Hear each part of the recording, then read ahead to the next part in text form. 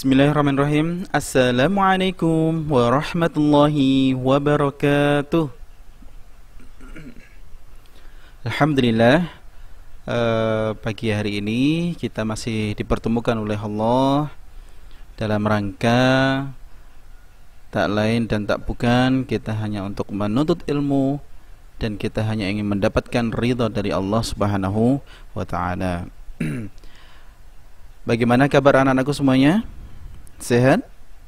Ya, alhamdulillah. Ustaz mengabarkan, alhamdulillah Ustaz hari ini juga sehat walafiat. Ya, kita kembali lagi pada pagi hari ini kita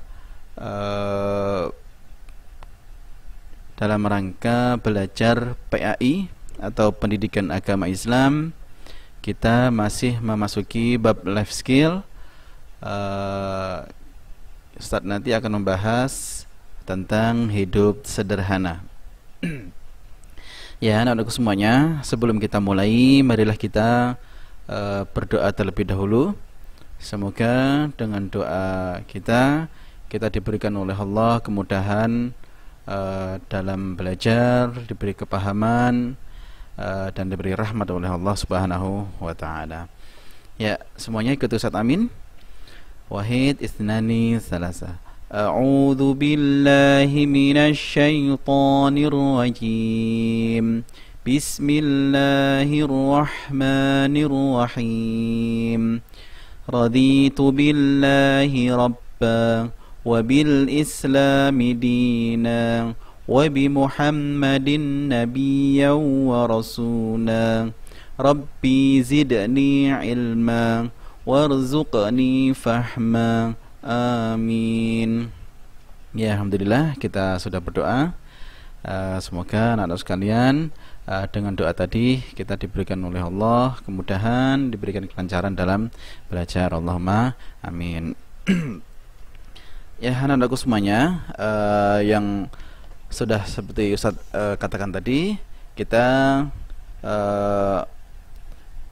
masih memasuki bab 4 ya, life skill. Dan nanti di sini sedikit akan menerangkan tentang hidup sederhana. Anak-anakku semuanya, silahkan dipersiapkan buku dan alat tulisnya. Akan ada tugas merangkum pembelajaran PAI pada pagi hari ini. Ya, kita langsung simak saja ya videonya. Hidup sederhana.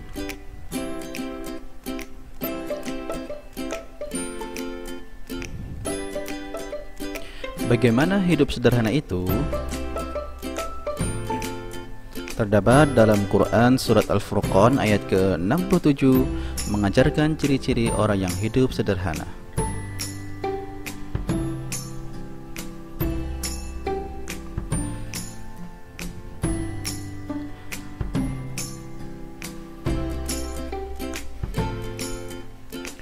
Yang artinya, dan orang-orang yang apabila membelanjakan harta, mereka tidak berlebihan dan tidak pula kikir, dan adalah pembelanjaan itu di tengah-tengah antara yang demikian.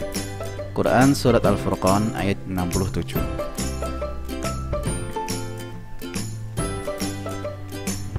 Catat ya, soleh-solehah. Menurut Al-Quran, hidup sederhana itu adalah tidak berlebih-lebihan dan tidak pula kikir.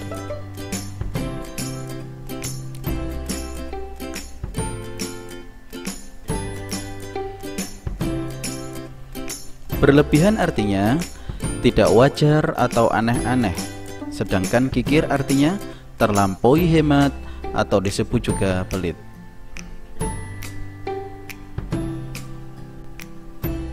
Solih-solihah, hidup sederhana bukan berarti harus hidup miskin atau tidak punya apa-apa. Contoh hidup sederhana misalnya,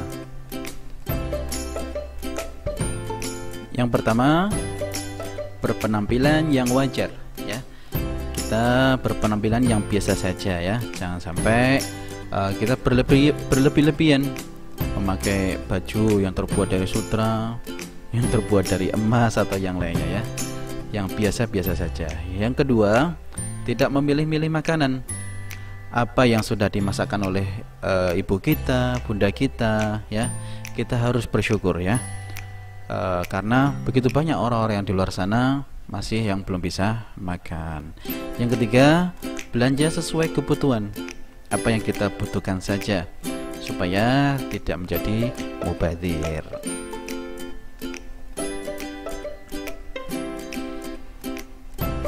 Sholih-sholihah, meskipun Nabi Muhammad seorang rasul dan pemimpin yang memiliki pengaruh dan kekuasaan, namun ia selalu hidup sederhana dan menahan dari hidup mewah dan boros.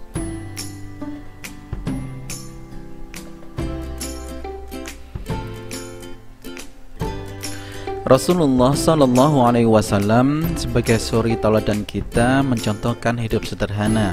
Misalnya, yang pertama, beliau tidur beralaskan tikar. Kalau beliau bangun tidur, maka akan terlihat bekas tikar pipi beliau. Yang kedua, Rasulullah Sallallahu Alaihi Wasallam sering berpuasa apabila tidak memiliki makanan di rumahnya. Yang ketiga, rumah Rasulullah pun tidak mewah, tidak banyak perabotnya. Itu sedikit gambaran kesederhanaan Rasulullah SAW, dan masih banyak lagi contoh kesederhanaan beliau yang lainnya.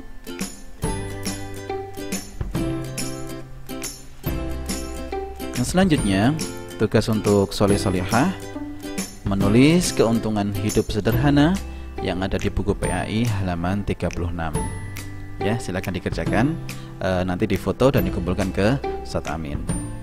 Sebagai penutup, perhatikan Quran Surat Al-Isra ayat ke-27 yang artinya, sesungguhnya pemboros-pemboros itu adalah saudara-saudara syaitan, dan syaitan itu adalah sangat ingkar kepada Tuhannya.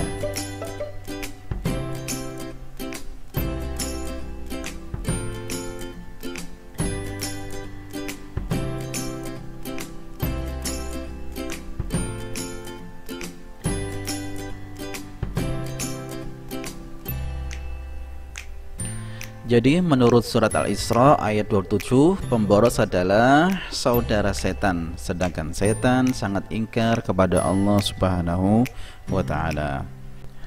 Jadi anak-anakku semuanya, kesimpulannya berarti orang suka boros adalah orang yang ingkar kepada Allah Subhanahu wa ta'ala.